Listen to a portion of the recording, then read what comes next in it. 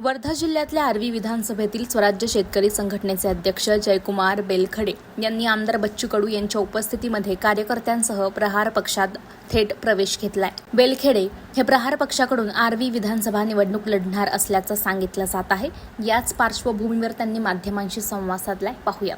आम्ही सकाळी गेलो आणि आज भेट होण्याचं कारण ते एक म्हणजे शेतकरी नेता आणि शेतकरी आणि अपंग लोकांसाठी लढणारे आणि रोजगारांसाठी कंटिन्यू काम करणारे नेता असल्यामुळे प्रहार पक्षाचे जे प्रमुख आहे बच्चूभाऊ कडू यांच्यासंग आज माझी भेट झाली आणि भेटीच्या दौऱ्यात आम्ही स्वराज्य शेतकरी संघटना यांच्या मार्फत त्यांना एक तिकीट मागितली आणि त्यांनी हो म्हटलं की बाबा जय भाऊ तुम्हाला आम्ही तिकीट 100% देऊ आणि आम्ही महाराष्ट्रात काहीतरी त्यांच्या कमीत कमी 25 ते 30 सीटा लढणार आहे। त्याच्यात आर्वी विधानसभेची सीट मला जाहीर केलेली आहे आणि मी स्वतः त्याच्या पहिले मला मनसेचा ऑफर होता आणि बाकी अदर पक्षाचा ऑफर होता, पण मी गेलो नाही कारण की मला शेतकऱ्याच्या हितासाठी लढायचं होतं आणि शेतकरी आणि रोजगार ह्या मुद्द्यासाठी मला आर्वी विधानसभेची चळवळ करायची आहे। काही कालावधीत काँग्रेस आणि BJP होते, यांनी शेतकऱ्यासाठी आणि युवांच्या रोजगारासाठी कधी कुठल्या पद्धतीचा म्हणजे संघर्ष केला नाही। याचं कारण का ह्या लोकांनी फक्त राजकीय टायमाला रोजगार आणि शेतकऱ्याच्या हितासाठी बोमलले, पण प्रहार संघटना अशी आहे का एनी टाईम शेतकऱ्यांसाठी आणि अपंग लोकांसाठी आणि रोजगारासाठी 24 घंटे बच्चूभाऊ कडू हे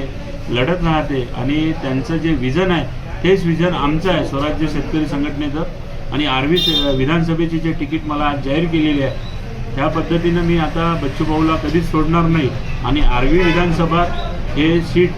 100% नाही 1000% आम्ही वन साईड निवडून आणू, कारण की जनतेला माहीत आहे काँग्रेस आणि